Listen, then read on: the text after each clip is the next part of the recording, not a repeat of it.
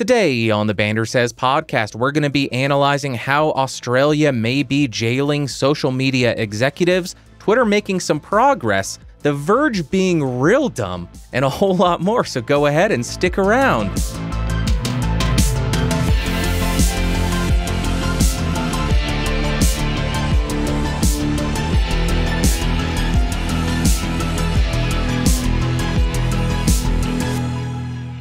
Greetings, Earthlings, and welcome back to episode 163 of the BSP. My name is Bandrew. This is what I says. Like always, down below, there are timestamps of everything that I talk about, so you can skip around and save a couple of minutes. But if you got the time, I would appreciate you checking out the entire thing. If you do want a different version of this show, you can find that at bandrewsays.com. And if you want other awesome podcasts, go check out geeksrising.com. Let's jump right into it. We're going to start with social media companies and executives possibly being fined or jailed for terrorist videos being hosted on their platform in Australia. That's right. This news story is coming from ABC Australia, I believe it is, and Prime Minister Scott Morrison came out and stated that big social media companies have a responsibility to take every possible action to ensure their technology products are not exploited by murderous terrorists. This is about keeping Australians safe by forcing social media companies to stop terrorists and criminals from spreading their hate. And according to ABC Australia, the bill is going to cover abhorrent violent material such as terrorist attacks, murder, and rape. And the bill also goes on to state that these companies would have to take down videos expeditiously, and that arbitrary term would be defined or determined by a jury. So you better hope, if you are a CEO or an executive of one of these companies, that the jury is feeling kind of lazy and lethargic that day, because expeditiously can mean a bunch of different things. I think they need to define what they mean by expeditiously. The Christchurch video, for example, which is why I think this bill was proposed in the first place, took 69 minutes for Facebook to find and flag and take it down, and they found that to be a completely unreasonable period of time for the video to stay up. And I don't know what the back end looks like for Facebook, but an hour doesn't seem completely out of the realms of possibility. That doesn't seem unreasonable to me, but again, I'm not a politician and I don't know how this technology works. Anyways, here's the kicker of this entire bill that's being proposed. Executives based in Australia as well as overseas could face up to 3 years imprisonment if found guilty and could be fined up to 10% of their annual turnover. And just for clarification's sake, annual turnover is synonymous with what we call revenue in the States. And the argument being made for this bill is once this is enacted, these companies will invest more seriously in the type of technology and human resources that are required to identify this material, prevent it from being live streamed, and take it down quickly if it does slip through that initial net. And that is all the context for this story. Now let's talk about, will this affect you as a content creator? And I'd like to think that this will have zero direct impact on my audience, because I like to think that none of you would commit abhorrent violent acts. But I do think there's a possibility of an indirect impact on content creators, and surprise, surprise, it's all going to stem from money. Let's talk about this. The information I'm about to give you is outdated, and the first bit comes from Business Insider, and they say that in 2016, Facebook had revenue of $327 million in Australia. Then, based on Facebook's 2016 financial filings, it looks like they had a total global revenue of $27.6 billion. That means that Australia only contributed 1.18% to Facebook's total revenue. And of course, this likely has changed since 2016, but I can't imagine that Australia jumped up from 1.18% up to 25%. I imagine it is still a very small contributor to Facebook's total global revenue. And here is why I am sharing this financial information. Facebook is not going to want to risk 10% of its global revenue in order to operate in a country that only provides 1% of its global income or global revenue. That does not make any kind of sense fiscally or business-wise. I think those are the same thing. But going further, it's not just a potential risk. It will have a direct negative impact on their profits from Australia because they're going to have to develop technology that is capable of handling this type of screening and also potentially hire enough actual human beings to watch all these videos and make sure nothing was missed and take them down quick enough that they don't get fined and Mark Zuckerberg doesn't go to jail in Australia. I am sure, I guarantee you, Zuckerberg does not want to end up in jail. And he also doesn't want to lose 10% of their global revenue. It doesn't make sense. I am not suggesting that Facebook will pull their service from Australia. That's a possibility, but that is not what I am saying. I simply think that this is another move, just like in the EU with Article 13, that de-incentivizes these companies from allowing user-generated content. If there's a possibility of somebody uploading a video that will make you forfeit 10% of your global annual revenue, do you think you're going to risk that? Probably not. And I don't know if they're going to have the ability to develop technology that is perfect enough or hire enough people to ensure that nobody violates their terms of service and uploads a terrorist video or a video that is abhorrent and violent. I don't know if they're going to want to risk that. That's really all I got here. So in conclusion, I hope all of you have enjoyed having a centralized hub that we could all upload videos and posts to, because I think the time is coming, and it's coming very quick, that this is going to end.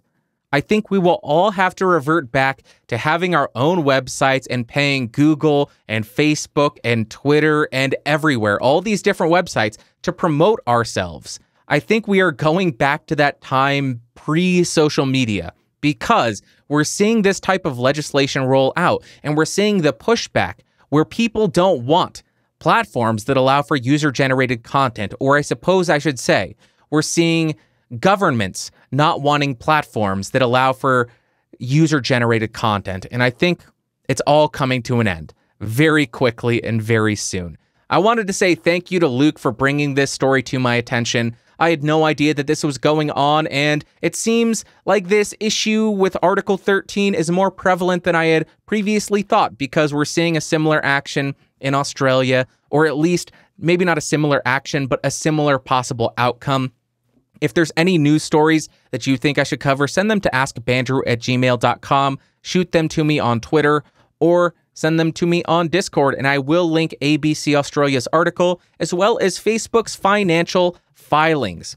And the next story is from Twitter, and they are now letting users appeal violations directly in the app. That is right. Some good news from a social media company. What? Who knew something like this could happen? Social media companies aren't complete dopes all the time. Occasionally, they will do something good. Like YouTube doing something good, but only for a month, where they give you a couple of free super chats. That should be a monthly thing if you're paying for YouTube Premium. But I digress. Twitter is now going to, or they have added the ability to appeal a violation directly in the app. But not only are they letting you appeal it, they are showing you the tweet that's in violation. They will give you the option to delete it, and they will also link the exact portion of their policy that you are in violation of. Then you can go ahead and submit a reason why the strike or why the suspension is incorrect. They will review it, and it will expedite their decision-making process by 60%. How amazing is that? Hopefully, none of y'all are getting suspended or blocked or banned or anything on Twitter. But now, if you do get blocked or banned or suspended or anything, it should be a little bit easier to get your account back and get going again. Next story. Rode announced the Rode Wireless Go, which is a new digital wireless system that's going to cost $200. Comes with the receiver and transceiver. The transceiver has a built-in mic, so you can use it as a lav mic if you don't have any other microphones lying around. But also, it has a 3.5 millimeter external input for a proper lav mic. The reason I am bringing that up, Sennheiser had a microphone similar to this. It was just a big microphone pack, but it didn't have a 3.5 millimeter input, which was a huge disappointment. Rode went ahead and did this, and it has a 3.5 millimeter output to run to your recorder or your phone. You'd have to have an adapter, or your digital recorder, anything. It has 7 hours of battery life, a built-in battery, and USB-C. I will link the product page down below. I have zero need for it, but it really looks neat. And Eldest Bro in the Discord chat brought up a really good idea. If they allow you to plug this directly into your computer and the receiver acts as somewhat of an interface so you can have this wireless microphone recording direct to a live stream or directly to your DAW, that would be amazing, and I may actually consider getting it at that point. Very good idea, Eldest. Very good work, Road. Excited to see this thing come out and see what people think of it. Now, let's talk about The Verge. This is going to be fun. The Verge is so wrong. They are so wrong and so incredibly stupid. First, I'm going to start with a tweet from Vlad. Vlad is a writer for The Verge, and he recently did a review of the, the Apogee Hype mic, a brand new microphone from Apogee. Very expensive, but very good apparently. He wrote his review perfectly fine, even though he said, I would be more than happy to carry around this tiny condenser microphone in a convention hall and cover stuff. Really? You'd use a condenser microphone for that? I'm starting to question your judgment. But then, the entire reason I'm bringing this up, he put out a tweet that said, I did something fun. I recorded my review of the Hype mic with the actual microphone. Huh. I've never heard of that being done before, Vlad. That's a good idea, though. Maybe I should start doing that. I'm not really mad. I just found that very funny. Anyways, the real thing that I want to talk about is an article that they just came out with titled, The Best Microphones to Start Podcasting With. And let me go ahead and share their list with you because it is pretty insane. The microphones that they recommend are the Rode NT USB, the Blue Yeti Pro, the Neat Mics Bumblebee, the Neat Mics B Caster, the Apogee Hype mic, the M Audio Uber mic, the Shure MV51, the Rode Podcaster, the Blue Raspberry, the Lewitt DGT450, the Shure MV5, and the Neat Mics widget A, B, and C. That is right. The only dynamic microphone that they recommended on their best microphones to start podcasting with list is the Rode Podcaster, the absolute worst dynamic USB microphone on the market. And I am not exaggerating. It is terrible in comparison to microphones that cost a third that the Podcaster costs. It is insane that is the only microphone they have on the list. There is no Q2U, no ATR 2100 USB, no AT2005 USB, no Nox Dynamic USB, nothing, no XLR microphones at all, less the Blue Yeti Pro, which I don't view as an XLR microphone. You could get so much better audio quality if you were to go with the Behringer UM2 or UMC22, a USB audio interface for about $40, and then you could get the Behringer XM8500 and a cable, a mic stand, and a pop filter, all for around $75 or maybe $100, and your audio quality would be excellent. But no, they're not going to recommend that. They're just going to recommend you 10 microphones that are all condensers and one dynamic microphone that is pretty trash. The thing that kind of bothers me about this, and I'm not really bothered by it, more power to you, write all the bad articles you want, you just lose more and more credibility day by day. But the thing that bothers me is The Verge is just so highly ranked in Google's search results that this is likely one of the first articles that will be returned when people search what microphone should I get to start podcasting. So there's only one solution that I can think of, and that solution is I'm going to write an article with the same or a very similar title and make a very similar video about that to try to outrank your terrible, terrible article and your terrible effing information, you dopes. Stay in your lane. I don't mean that. I honestly don't mean that. Write all the bad articles you want because then it gives me something to talk about and gives me ideas for videos and articles that I can write. So thanks for the idea, The Verge. I appreciate you. And back to the Vlad thing, I am actually, in all seriousness, happy that somebody over there is adopting a good review practice where they provide demonstration of the microphone that they're reviewing, and It allows people the opportunity to say, I disagree with your assessment, or I agree with your assessment, rather than just trusting everything that comes out of their mouths. So, Vlad, as hard of a time as I was giving you, I do appreciate that you are going that route. It is nice to see somebody at a larger outlet adopting that practice. Keep up the good work. I will link the article to the best USB microphones in the show notes. Let's jump to what you had to say. First comment comes from Compete to Defeat. He says, years ago, when we said we wanted a la carte TV, the current landscape is not what we were talking about. By the time you subscribe to all of the various online TV services, you might as well just keep paying for cable. Compete to Defeat, I think you are exactly right. This is not what we had in mind. This is not what we wanted, but this is how they interpreted what we were asking for. They interpreted it in a way that they can make the absolute most money out of us. What I imagined was we would be able to go to a cable company or go to an over-the-internet cable provider and say, I want the History Channel, I want Comedy Central, I want Bloomberg, I want AMC, and pay $3 to $5 for each of those channels. Therefore, my bill would be $20 as opposed to having to log into 10 different websites and pay $10 to every single one of them to gain access to the content. We are in the exact same, if not a worse position than when we were begging for this. When we were begging for a la carte cable, we got something that kind of resembles it, but it's not what we wanted. And it's a nightmare. It is an absolute nightmare. Anyways, I agree. Not what we wanted, but what we deserve, maybe? I don't know. Next comment comes from Tech Leathercraft. On the Apple Card. I think if you don't pay on time, there is no late fee, but interest will go up. Maybe I misunderstood, but that's what I had read in several articles. And yes, credit cards are fine as long as you pay them off in full every month. Tech Leathercraft, all of those articles were wrong. All of them are dopes that didn't do proper research by reading the footnotes of the Apple credit card. Have they never owned a credit card? You read the damn footnotes. You read the damn fine print because that's where they screw you. And they put it so clearly. I thought that I included a screenshot last week of that footnote, but I will include it here. It's footnote 4 and 5, and they do state that they will not increase your interest rate or charge you any late fees if you miss a payment, but you will continue to accrue interest at your normal rate.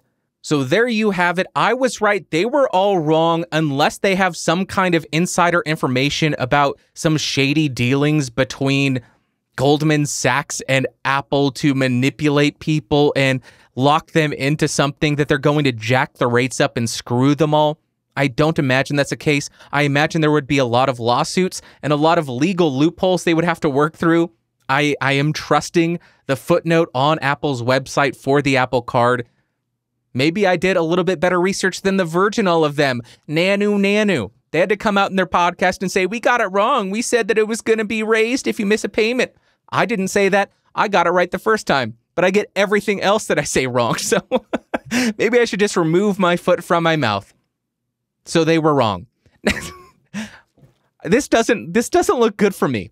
This arrogance, I don't like it. Next comment comes from Gut Punch News. The EU does not want to make money off of you. They hope to make billions of dollars off of Apple, Google, and the like. I was told that Germany was a big player in this law. Gut Punch News or GPN News Network or whatever, I think you're 100% correct. The EU is not enacting these laws to fine independent content creators because there's no money in that. There is no money in that. However, by enacting these laws, I think it gives companies that get quoted a lot or companies that get criticized a lot a tool at their disposal to stop narratives that they don't like. For instance, if The Verge wanted to stop me from criticizing them and providing examples of why I am criticizing them, it could be argued that they could force me to pay some kind of licensing fee. Of course, this would require me to be in the EU or The Verge to be in the EU. I don't know exactly how that works, but that's the scary thing that I see. These news publishers, these websites, these big publishers now have a tool to stop any kind of narrative about their content that they don't like. And I think that The Verge could have legally taken down all those videos criticizing their computer build, or at least forced them to pay The Verge a bunch of money, a big licensing fee, to use their content, even if it was fair use. If I'm not mistaken. Last comment comes from Casey's Wilson's Tech Lab. So you usually have great sound. What's the deal with the echo? Or is it just on my end? Casey Wilson's Tech Lab, thank you for the comment. I have been using a condenser microphone, the Lauten LS208, which does tend to pick up a little bit more ambient noise. While I was editing, though, I did not realize the reverb being more excessive than usual. But there are a couple of reasons why it might have been. I may have gone a little bit harder on the compressor than I usually do, which would decrease the dynamic range. Therefore, when I normalize the podcast to -15 lufs, that's right, Chris Curran, -15 lufs. Get it together, man. Get it together. Sorry. When I normalize it to -15 lufs, that brings up the reverb as well. Also, I didn't go as hard on the de-reverb plugin. No reason why, but because I didn't de-reverb it as much, didn't take out as much reverb. That's my explanation. Wasn't just on your end, I guess. There's plenty of justification. Now let's jump to my favorite part of the podcast, the Ask Bandrew segment.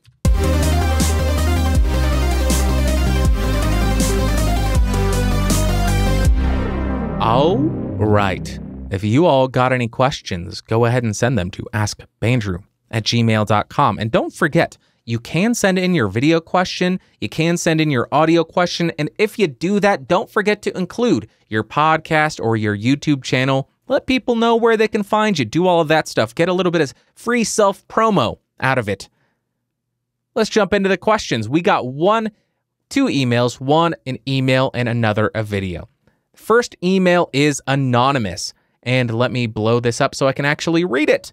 They say, "Hey Bandrew, you've probably covered this before and it's a bit of a long email. Sorry. I'm keen to hear what your thoughts and suggestions are for content creators around their social media strategy and avoiding the gross social media strategies. There are all sorts of strategies people use, including automated bots. But recently I've experienced being added by another creator I follow to a mass Twitter group DM with the aim of retweeting each other to help spread the word. I totally understand if that's not something I'm comfortable with or want to be a part of if I could just leave the DM. Or if I want to see what happens there, I can mute the conversation to not be bombarded by 30 or so people sending messages.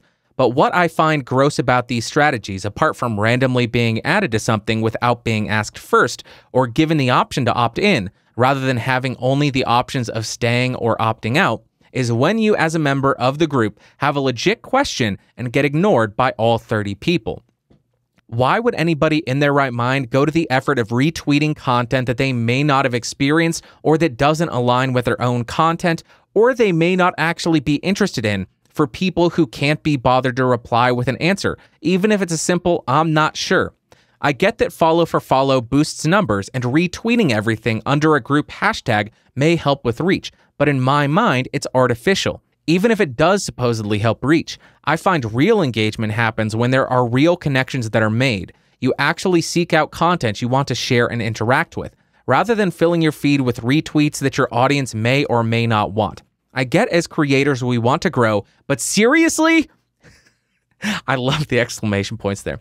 Focus on your own content and sharing your own value in a responsive way that aligns with your audience. And if you're going to add people to a group without warning or asking, ignoring people is a great way to alienate them and lose their respect. Keen to hear your thoughts. Sorry for the rant from Feeling Gross About Social Media. Anonymous, what an amazing, amazing email. And you are preaching to the choir. I am going to start with a little bit of a story. There is a tech YouTuber, and he has a Twitter account, like everybody. For a while, he would go around following and unfollowing every single tech YouTuber out there to try to get them to follow him back. I am assuming he was doing this using some kind of follow-unfollow bot. The way those work is it follows a bunch of accounts. If they don't follow you back within 24 hours, it unfollows you. The next week, lather, rinse, repeat, go die. So what happened is a bunch of tech YouTubers took notice of this because they kept getting a verified tech YouTuber on Twitter with the blue check mark following and unfollowing them. They all ended up blocking this guy. So now he has burned all of those bridges. And those people that blocked him went ahead and made videos exposing him for being such a sleazebag, for using. He's a verified Twitter user. Why does he need this? Why is he going out there and following and unfollowing people? It is such a bad behavior, and it does not go unnoticed, and it can very easily come back and bite you right in the butt. So that's just a story for context, for real-world examples of what can happen when you do this type of trap, this type of crap. I have a couple of points that I wanted to make. The first thing is, why do people add others to huge group messages like that without their permission? My immediate take would be they want all 30 people that they've added to promote their product or their project for free, but they don't want to seem desperate by sending you just a single solo DM. It makes it seem more friendly. Hey, if you share my stuff for free, I'll go ahead and share your stuff. It makes it seem a little bit less. It makes it seem like it's for the good of the group, rather than I'm doing this so I can get free promotion. That's my take on it. I think that they are trying to avoid coming across how they should feel like they're coming across, like sleazy. The second thing, why do they ignore legitimate questions? I think that this is because answering a legitimate question actually takes work, and they don't care about putting in work to grow their community and grow relationships and connections and anything. I think this speaks to the point that I mentioned above, the motive that I mentioned above. This entire endeavor for them seems like people being lazy and impatient and entitled. I don't want to put in the work to develop an audience or a community. I don't want to wait for my audience to grow. I want it right now. And I deserve all this free promotion. I deserve it. You need to repost my stuff. Then thirdly, we got retweeting, and this is so frequently abused. I have seen many account that abuses this and retweets everything from people they follow, or everything from people that follow them, or everything from people that they want to follow them. And I have either muted them in secret and they don't know who they are. How passive aggressive is that? Or I have just unfollowed them because I don't want to see that crap. It's so obnoxious. Now, I don't have any statistics to back up what I'm about to say, only my personal experience. As I said, I have blocked, I have muted, and I have unfollowed people because they retweet a bunch of stuff that has no context. They don't offer any value to the audience. It's just sharing stuff for the sake of sharing it. Doesn't make any sense to me. The proper way to retweet, in my opinion, is the retweet with comment function. And then you add some kind of context, a unique take on what you're sharing, or an explanation about why your audience may enjoy what you're retweeting. It's kind of like the boy who cried wolf. If you retweet all the time, you're just retweeting a bunch of stuff that your audience and that your followers don't care about. So they stop paying attention to your retweets and maybe all of your tweets. Then when you actually post something of value, something that you need your audience to engage with, they're not going to pay attention to it because you've bombarded them with so much crap that they don't care what you have to say. Next thing, 4, it's artificial. Agree with you 100%. You mentioned that follow for follow and retweeting may grow your following, your follower number, but I don't think that it grows the actual reach. I think those are two separate things. Followers can be 10,000 and you have no reach because nobody cares what you have to say. But you could have 1,000 followers and have a reach of 1,000 people because those 1,000 people care what you have to say. I would much rather have the 1,000 followers that are actively engaged and care what is being posted than 100,000 followers that don't. And it is, people think they're getting away with this type of behavior. They're not. People who use follow for follow or follow bots or anything, which I think are finally killed because Twitter killed their API. But it is so apparent when you do this because you will have 10,000 followers, but each of your tweets will only have 1 or 2 thumbs up or 1 or 2 hearts. If you have an actual reach, if you have an actual following, and you have 10,000 followers, you'll see maybe 100, maybe 1,000 hearts or likes on your post, not 1 or 2. You have completely misused the platform, and that is proof that it is artificial. Follow for follow doesn't offer any kind of social proof. And then 5th, stop it. If you've been able to avoid this type of behavior, please continue to do so. It may be a longer and harder journey for growth, but I assure you the end result will be so much better for you. You will have actual followers. You will have the respect of your fellow creators. They won't block you or make exposed videos about you. And you won't feel the need to take a cold shower while you're biting your knees wishing you were dead because you fell into the follow for follow cult. You won't feel that. In conclusion, my advice for creators is to not chase that follower number. Don't chase it. Post stuff that has value for your potential audience. Don't bombard other people with retweets and, hey, follow for follow. All of that is so incredibly transparent about what you're trying to do. If you only care about posting stuff that is quality and actually engaging with other people rather than, hey, cool comment, can you follow me? Nobody's going to do that. But if you actually engage with them, if you say, hey, I really like what you did with this video here, but I think that you'd be better off if you did it this way, or, hey, I think that's a really neat microphone that you're reviewing. I have one that's similar and maybe you should check out this one. Actual engagement. Much more likely to get a response back from me, or for me to remember you, or for me to actually follow you, rather than, hey, follow for follow, follow for follow. And I know I am not the only one like that. I know I am not the only one like that. So that's my advice. Don't do follow for follow. Just post stuff with value.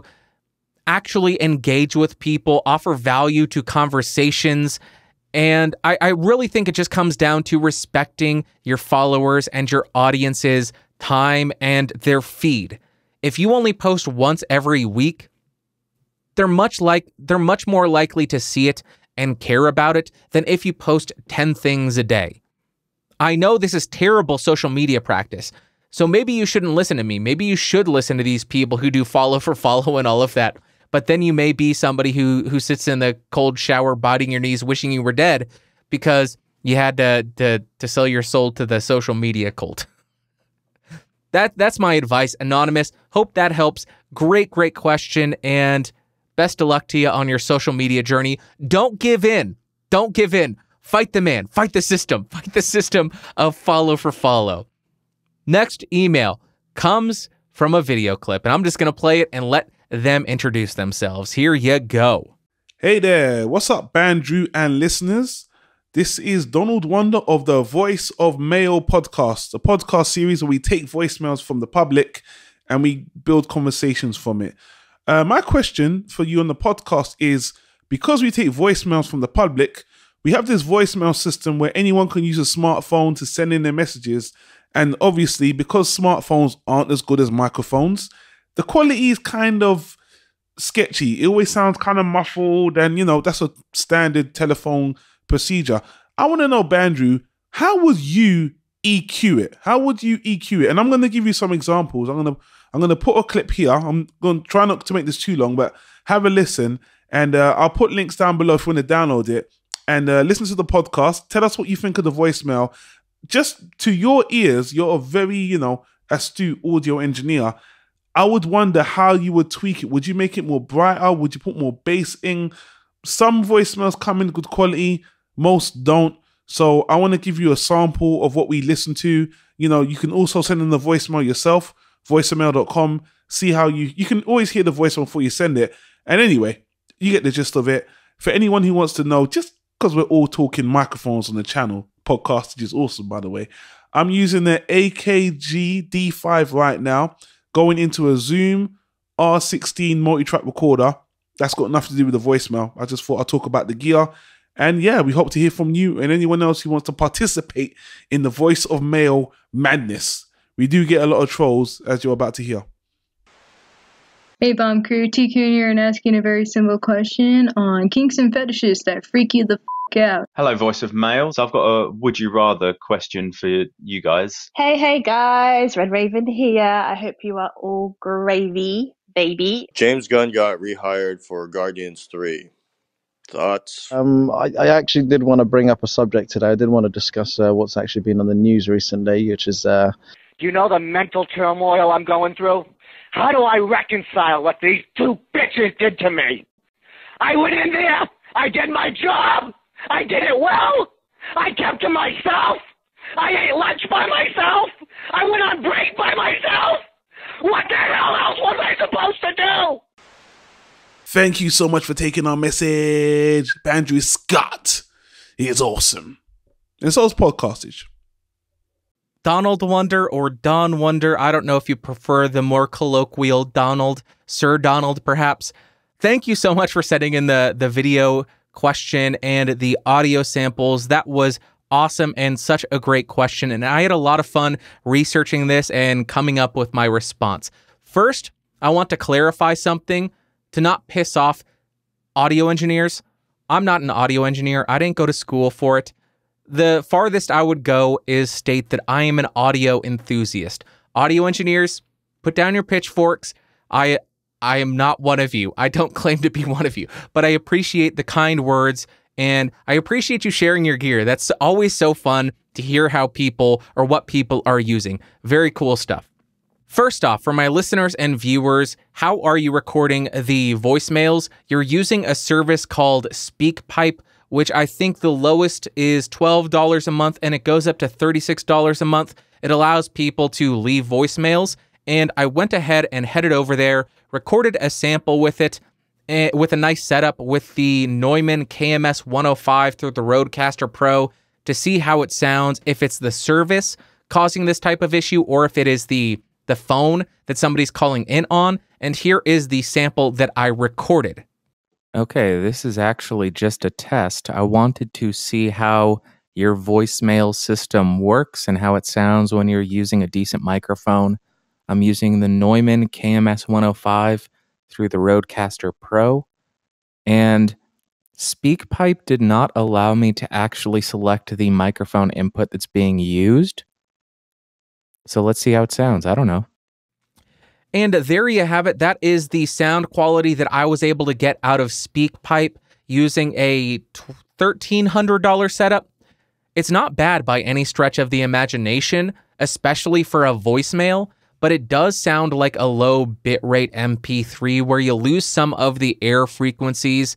But based on that, I don't think it's an issue with the service in terms of the input from your audience sounding like a phone call. It's because they're using phones. I just wanted to pinpoint where the I guess the issue really was. But anyways, why do the voicemails that you're getting sound like this? I will go ahead and link an article from the Acoustical Society of America down below explaining this, but briefly, cell phones and landlines typically only transmit frequencies between around 300 hertz up to 3.5 kilohertz. And if you are watching the video version of this podcast, bandrewsays.com, if you're not, you could see while I was playing the sound clips you provided that seldomly did the recording go below 200 hertz or above 5 to 6 kilohertz. So it seems a little bit better than a typical phone call, but it has a very limited frequency response, which is why it's sounding that way. Because of this, there really isn't much you can do to change the tonal characteristics of the recording because you can't boost or cut the frequencies that aren't there. You're still limited to the 200 to 6 kilohertz. Those are all the frequencies you have. You could boost 12 kilohertz to your heart's content, and maybe the only thing you're going to get is a bunch of hiss. It's not going to actually change the tonal qualities of the recording. Then when it comes to actually EQing this stuff, I'm in the school of I only do something if I hear something that's wrong. So if there's a bit of nasaliness in the recording, in the voicemail, if there's some sibilance in the voicemail, if it's boomy in the voicemail, which I imagine would never happen because there's nothing below 200 hertz. But that's my approach to EQing. I don't think you necessarily need to EQ the voicemails, though. Let me explain why. I think they're fine. Context gives you a little bit of leeway here, and people know that your show is based off of voicemails sent in by your audience, and everybody, absolutely everybody, knows what a voicemail and knows what a phone call sounds like. So I personally can't imagine anybody listening to your show that is based on receiving voicemails from the community and saying, I can't believe that your voicemails sound like voicemails. What are you doing? What are you doing? Don? Don Wonder? More like Don Blunder. I can't imagine anybody doing that or saying that, although you do point out that you have some trolls, so maybe they're just trolling you. But I think that the context gives you a bit of leeway, and people will be okay with the voicemail sounding like voicemails. Now, I should point out, if your entire episode sounded like a voicemail, people would shut it off immediately. But that's not the case. The rest of your podcast sounds great. It's just the voicemails that sound like voicemails. I don't think that's what you wanted to hear. I think it adds a little bit of character. I think it shows some authenticity. Hearing voicemail. Not having everything sound like a professionally produced podcast or professionally produced radio show is nice sometimes. It's nice to hear real people calling in. If you hear everybody speaking through a $1,500 microphone setup with good processing, it may start to seem a little bit, sleazy is not the right word, but just overly produced, like there's not going to be any mistakes. It's nice to have those mistakes. It's nice to have those quirks. I like the fact that your voicemails sound like voicemails. Don, Donald, Wonder, Blunder, I don't know. I appreciate you so much sending in the video question and the clips. I hope you got something out of my response. I know it's probably not what you wanted to hear, but it really would be a case-by-case basis if I ended up EQing anything depending on issues with that individual's recording. It wouldn't be a blanket EQ for every single voicemail. I just wouldn't do that. It would be case-by-case. That is going to wrap up today. I don't got anything personal to talk about. I guess this next week, fingers crossed, knock on wood, we may hit 100,000 subs on Podcastage. What? How crazy is that? I don't know what I'm going to be doing for it. Probably nothing. I'll order myself a pizza. That's what I'll do. I'll order a pizza and drink a Pellegrino. And that's going to be it. If you guys got any questions, send them to askbandrew@gmail.com. Send in your video, send in your audio questions to avoid listening to me read, because it's painful for all of us. Want more shows? geeksrising.com. You can check out the audio or the video version of this podcast, bandrewsays.com. And hey, follow me on Twitter, @bandrewsays. I post maybe once a week at the most. Occasionally, I'll do more than that, but I think I went maybe a month one time without posting. Now I'm rambling. I will see you all next week. I will talk to you all next week. I appreciate each and every one of you. Love you. Share it with a friend. Talk to you later. Bye. Terrible outro, Bandrew. Keep talking. Why don't you? You freaking dope.